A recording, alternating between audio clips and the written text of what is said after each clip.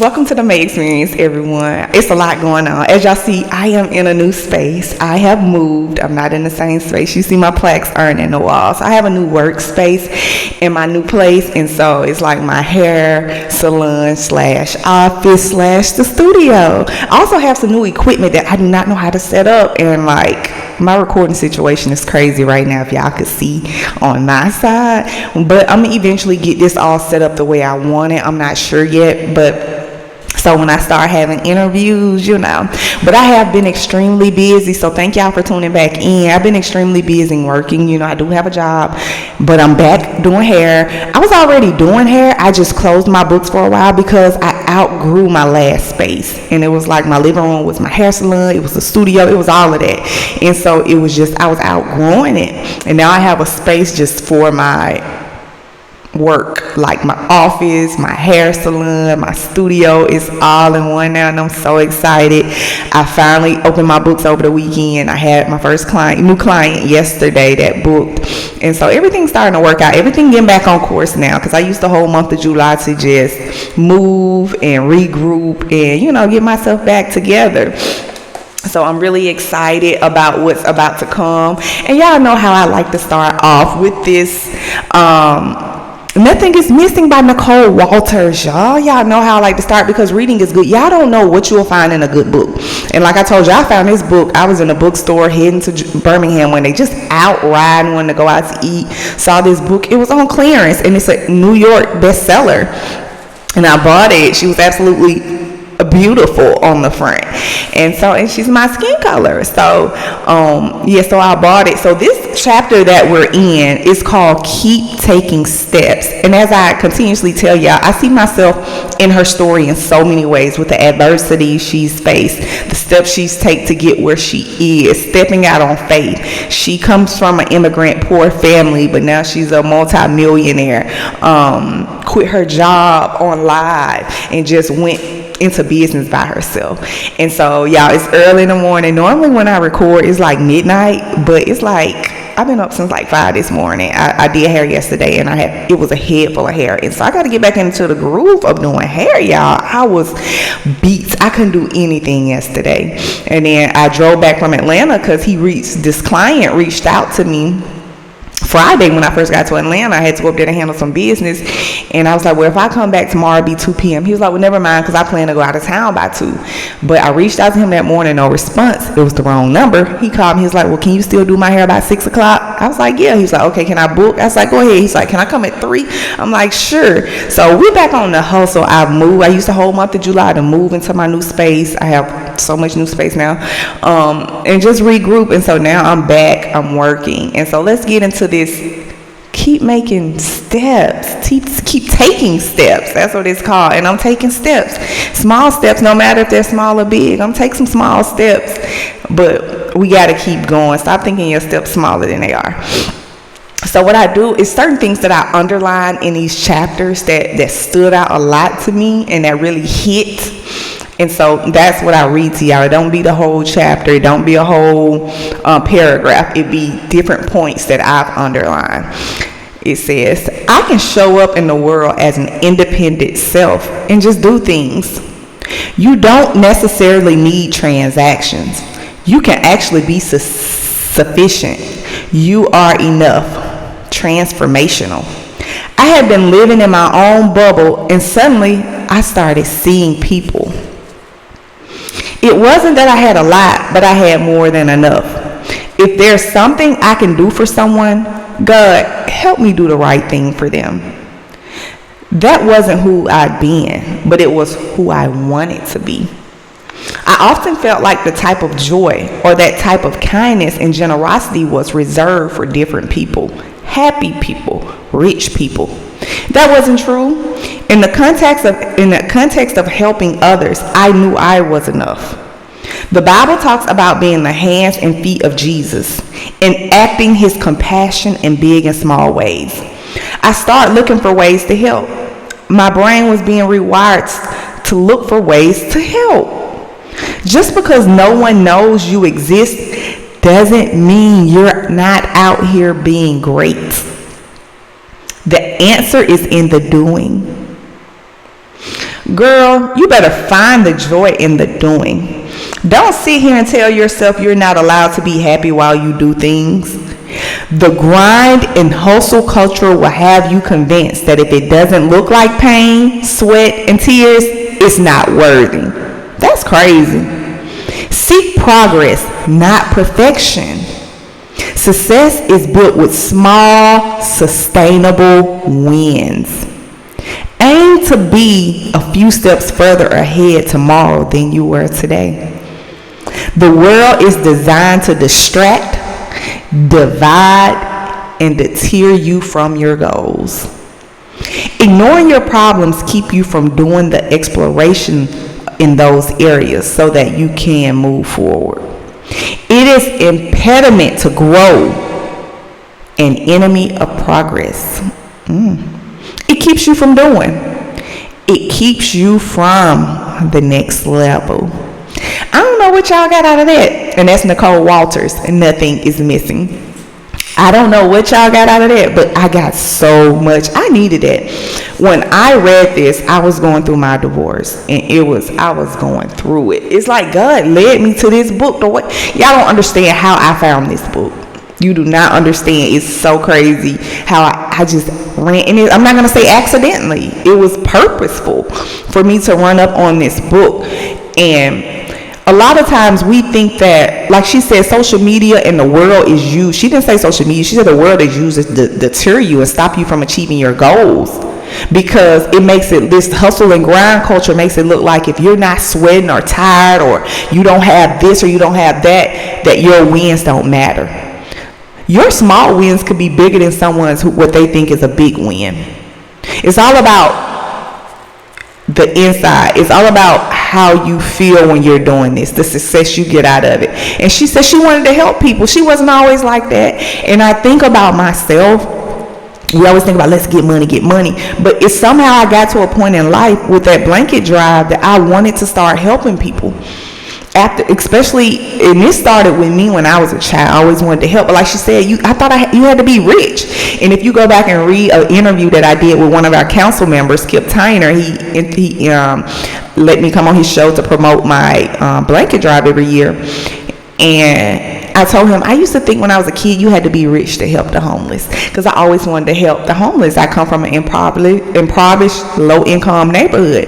And he was like, no, God was like, no, that doesn't mean that. And this is what she said in the book. I thought you had to be rich and happy. I get a self-fulfillment when I get those blankets and I give it to a homeless person and they look like, really, this for me? I can have this? And it's like they're not used to people just willing to give a helping hand. The average people, I pull up in a nice car at the gas station and give them a blanket, give them food, And so that's where I get my fulfillment from. That's what keeps me going. It takes a lot of stress, y'all. It takes so much in me when I have to promote myself on social media to give back to the community.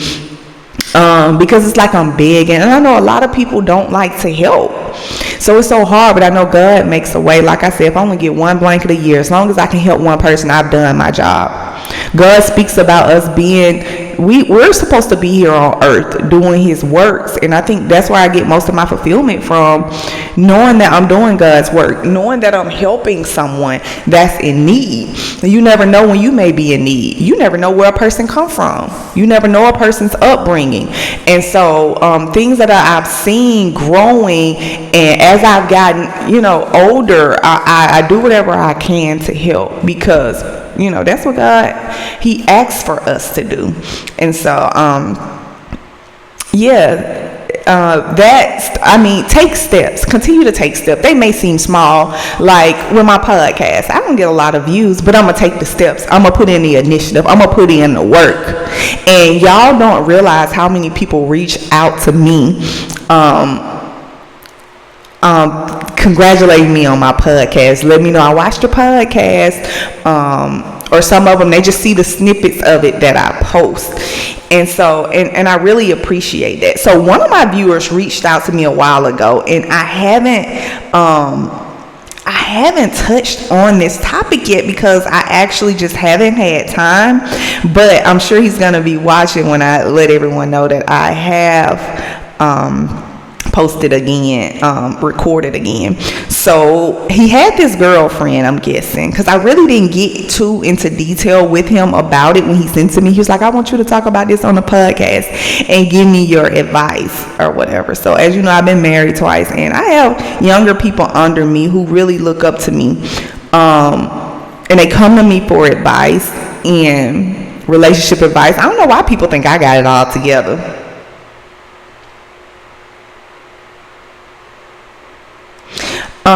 Because I don't.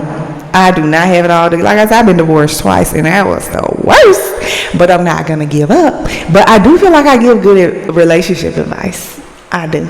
I feel like I do. Okay, so he was dating this girl. He's a younger guy. He's a college student. And he's so respectable. I met him, and it's like me and my son, we actually took him in as family. He actually showed up to my church recently. I invited him to church because he's been going through his adversities and things. And so he sent me this message between him and the girl that he was dating, and I'm guessing he liked her a lot, and they in college. And when you're in college, that's when you're looking for your person. It don't always work like that, but it can. And she wrote him, and she said, I don't want to be with you no more because you a virgin. I can't deal with it for real. You're going to have to let somebody else in for you or something. And I'm guessing he wrote back, I ain't trying to be mean, but I don't want to be in a relationship right now. Too much going on right now, for real. We can be friends, though, and you can still see me and stuff and go do stuff. So what I would like to see, I'm guessing she told him that.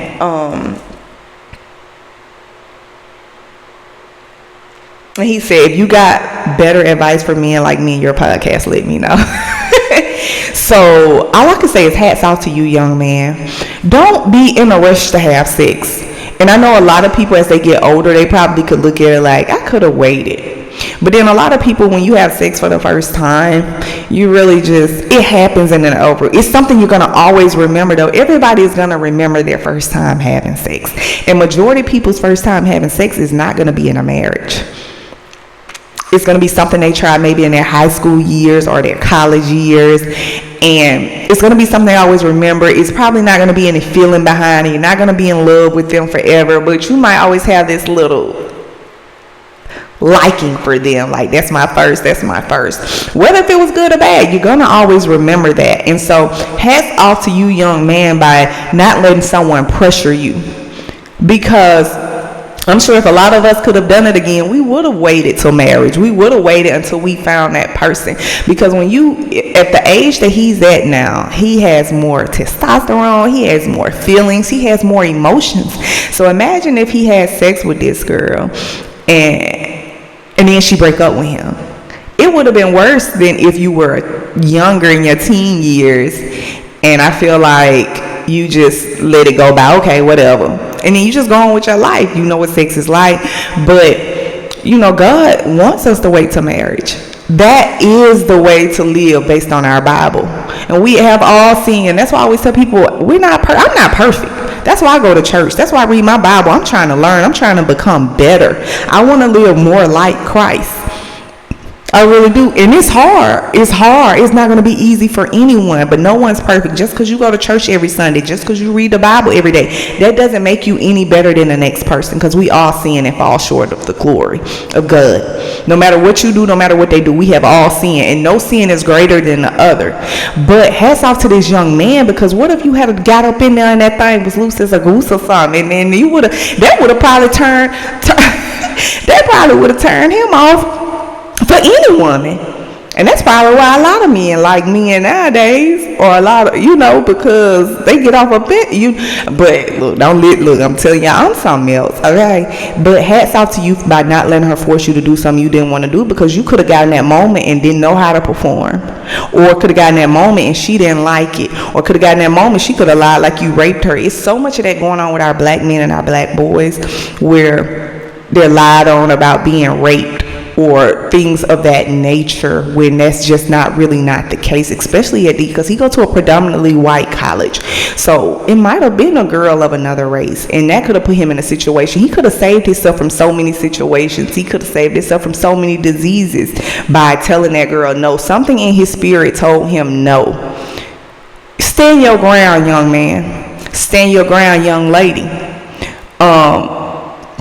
But never make a person feel like they're worthless or they're not anybody, or they're less of a person because they don't want to have sex with you, or they don't want to partake in the things. Don't ever take nothing from nobody either. Don't ever take it. If you want to do it, don't take it. You're going to find yourself in a really bad situation. You're going to file under the sex offender list for the rest of your life. But stay true to who you are. That's my advice. Stay true to who you are until you're ready. And I feel like the longer you wait, the better it's going to be, the better the outcome. It's not too many people that you're going to run up on that's a virgin. And that's just the reality of things, That doesn't make them any less than you, doesn't make you any better than them, or you any less than them. But stay true to who you are. And that's why a lot of men, I feel like, are probably going the other way. I don't know. Y'all give me y'all advice on that. So the girl broke up with him because he didn't want to have sex. He's still a virgin. They in college. They're a virgin. What y'all think about that? Because a lot of women I don't want no man with 2 kids. But if you want a man sexually active, 2 baby mamas. If you're sexually active, if he's sexually active all these years, he's gonna have children. So what do we want, women? Do we know what we want? We say we want a man who don't have no kids, but the only way you gonna have that, a lot of times, not majority of the time, but a lot of times, is because that man may be a virgin, and you have to accept it. And then when you get him in, you teach him the ropes or whatever. But wait till marriage, young man. If that's what you want to do, that's the best route to go. Don't let nobody force you into it. I feel like you made the right decision. I'm not gonna lie. I feel like you made the right decision. And I feel like now that kind of threw my little topics for today, because it was some topics I want to reach out on relationships and men and women, because I wonder why so many men throw slick shots at women. These men sit on social media and they throw slick shots at women like all day, every day. And so it's like we're kind of like God made Eve out of Adam's rib. And so that means men and women are supposed to join together and be fruitful, multiply, submit to one another, love one another. But lately, it just seemed more so like the man find every single fault in women. Instead of uplifting women, they continuously tearing us down to the point where now women throwing the sleek shots.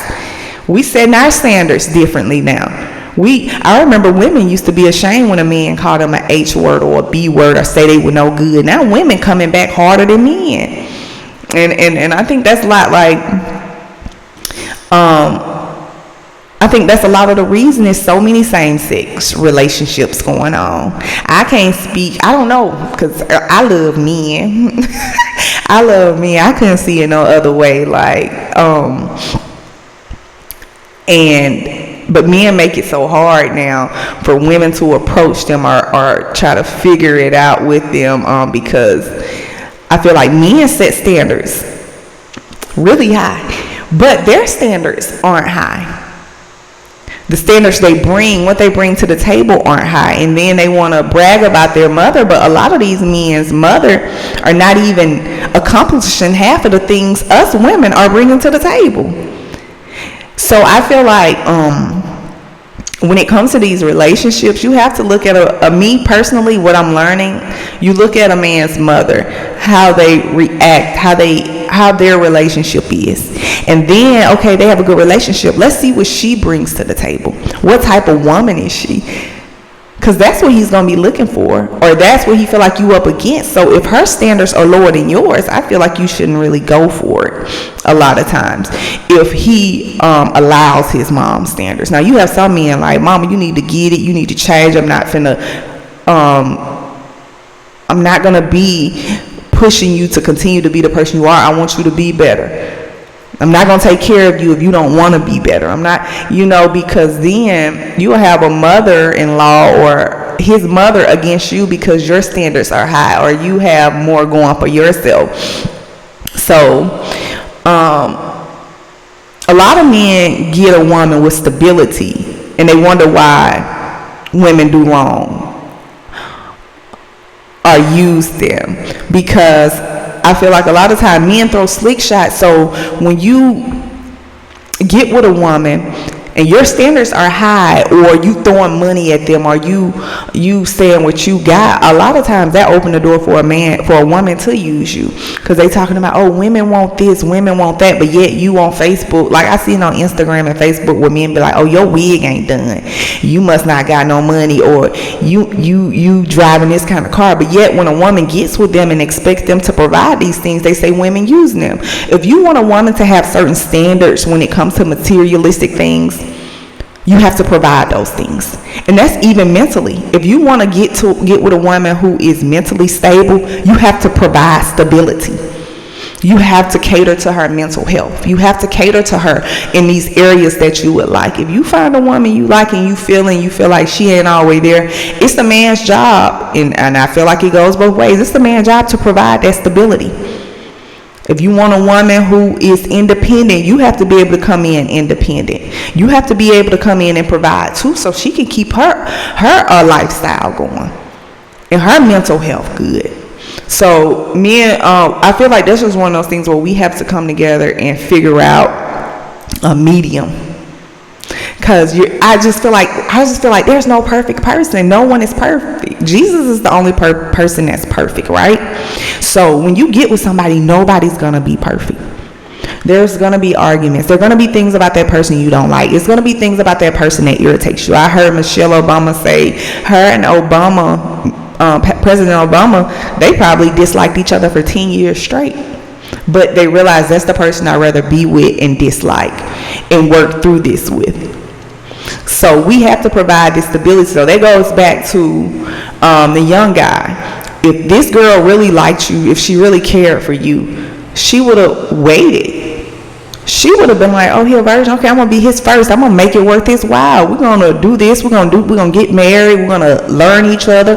But that wasn't the person. So we have to learn to accept when someone isn't the person and move on. And I think I have finally made it to that point in life where I can accept when someone isn't that person and it's time to move on, or 10 years down the line, you're going to be dealing with that same situation and you get nothing out of it but heartache. But you learn from it, because I've learned a lot from past situations in life, whether it be relationship, professional, my businesses. I'm continuously learning.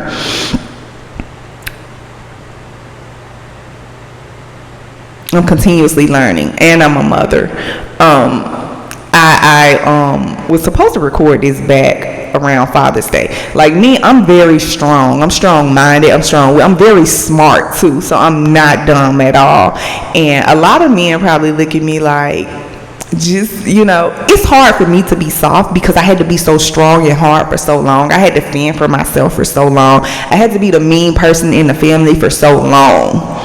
And so now I'm better. I'm in a better space now. I'm able to think before I speak a lot now.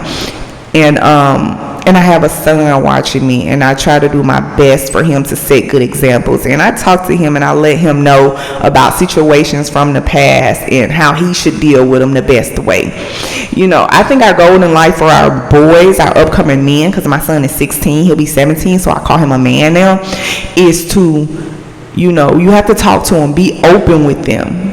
Be transparent. You can't just hold things back. Be transparent, because a lot of situations we have dealt with, our children are going to deal with, our upcoming generation are going to deal with. And so they're not going to listen to everything we say, but we pray they catch on to the most important ones that'll help keep them out of our prisons. Out of these prisons and out of these jails and out of domestic violence situation and domestic disputes with partners. We want them to be better than us. So a lot of people look at the black race as if our our boys come from broken homes. And no, a lot of times it could be the friends they hang around with. It could be the neighborhood they come out of. But best believe our black men have loving parents that love them wholeheartedly, just like any other race does. And we willing to go to war behind them any day. But they seem to get punished harsher than any other race. And so I really believe that we should bring our men up the way they should go. And women, when your sons start getting wives and girlfriends, don't be jealous of them. Don't run them away, because a lot of men are going to same-sex relationships because these parents are running the women away. And that's my advice on it a lot of times. But hey, who am I to say? Like I said, it's just my opinion. I'm not trying to get y'all to believe anything I'm saying or side with me or nothing. That's just how I feel about a lot of situations. But at the end of the day, what I can say, it takes a strong man to handle a black woman. And I commend y'all for that.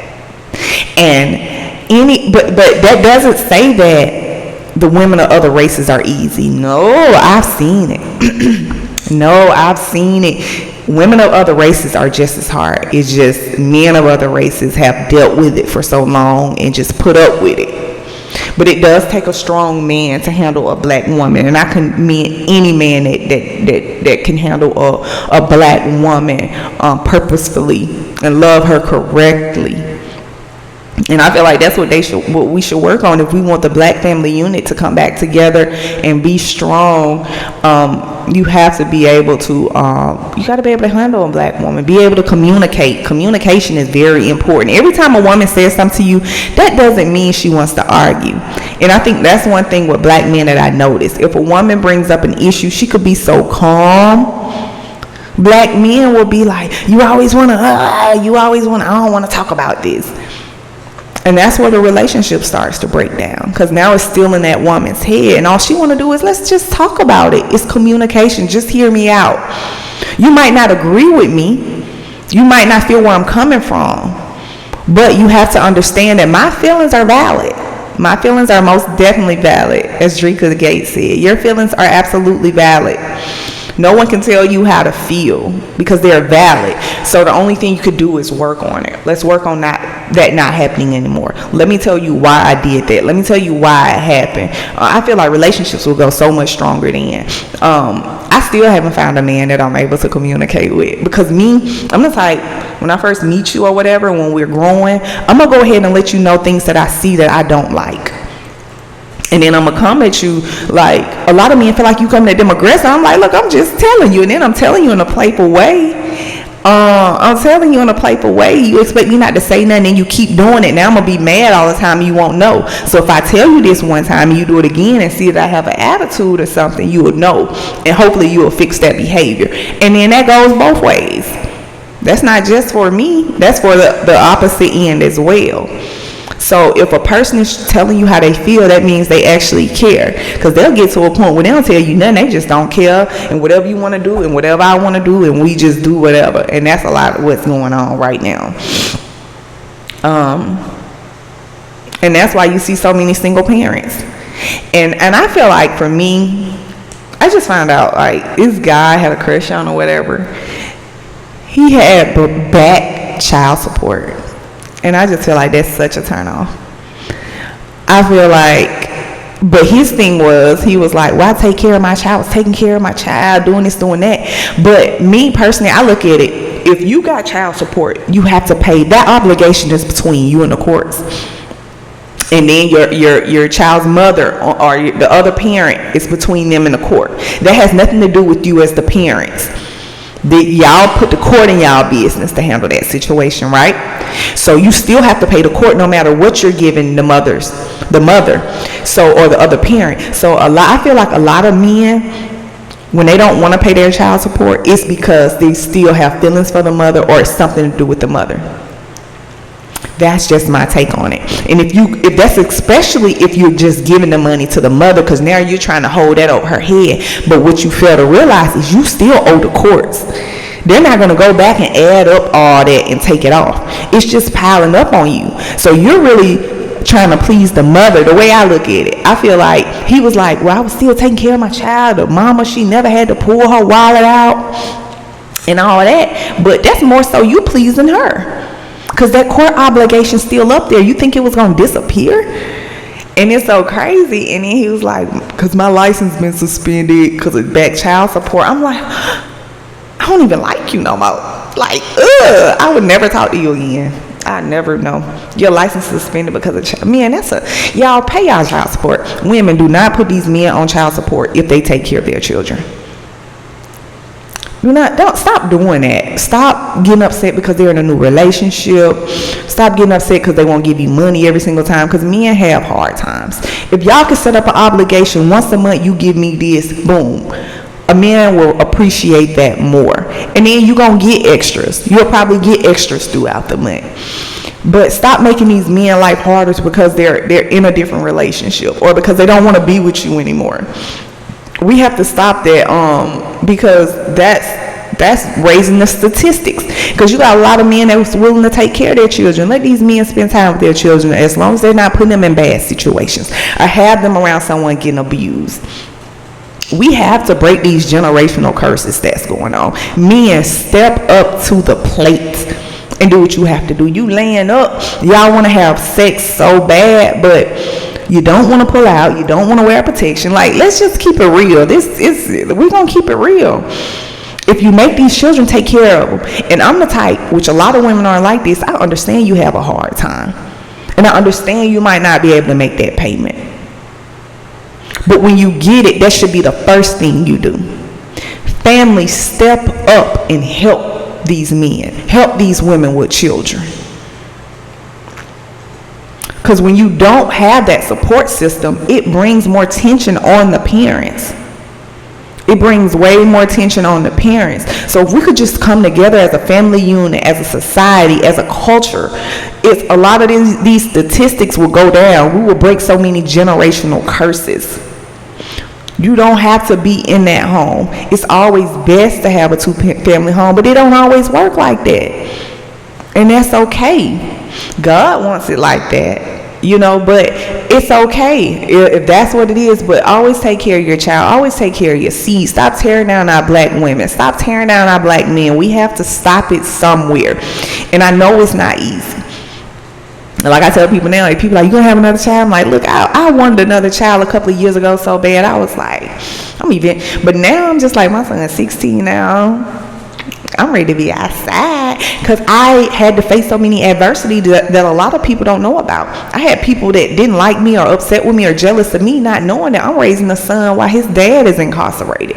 A lot of people don't know that. And it was hard. It was so hard, but I always made a way. And I found a way that he would never feel that. I never complained to him. I never talked negative to him about his dad. I never put the courts in our business. One time I was, though. I was just going through a lot. But I beat the odds, and I faced so many adversities. So I talked to my son about, when you have children, find you a wife who got something going on. You don't want to have all these baby mamas in the street, in and out of the court system every time you turn around. Don't rush to have children. Do not rush to have children, and you don't rush to have sex either. Like, it's gonna come, and when it come, make it worth your while. And that's just it. Because you know what? Time is something we can never get back. So we have to make the best out of every moment. Don't spend your whole life bitter at the next person. Don't spend your whole life jealous, envious of the next person, because all that time you spent, you could have been happy. You could have been enjoying your life. Like they see every week I be trying to go out of town. I made it a vow to myself that every week I'm going out of town. My son older. His dad helped me when I'm gone. So I'm about to enjoy this life. I went through a lot of adversities, and God blessed me to still be here, and thank God I don't look like what I've been through, Like, when I write a book one day, when I write this book, y'all, I don't know what it's going to be called, but I want to write a book. It's so many stories in my life that I could tell y'all. Y'all be like, what? And they still piling up as we go. I just don't speak on a lot of stuff. I tell a lot of my business on the podcast. A lot of stuff I don't even tell people afterwards. It's so many stories I never told people, situations I've been in. But yeah, we have to keep going, keep making steps to progress in life, and leave all that jealousy and hatred and envy, and stop and mind your business. That's just what it all come down to. If you ain't worried about what the next person got going on, you can accomplish more. I promise you, you can. You can be knocking down them goals. Write them down, knock them down. Don't even worry about what Suzanne got going on over there. You can focus on yourself, and you'll be less stressed. That'll be less stress. Get you some good sleep at night. Lately, I've been trying to get back on my good sleeping pattern because my face started breaking out down here for some reason. And I think it's because I've been just so tuned in to work and getting money doing this. But we have to think about our mental health, our stress. We have to get rest.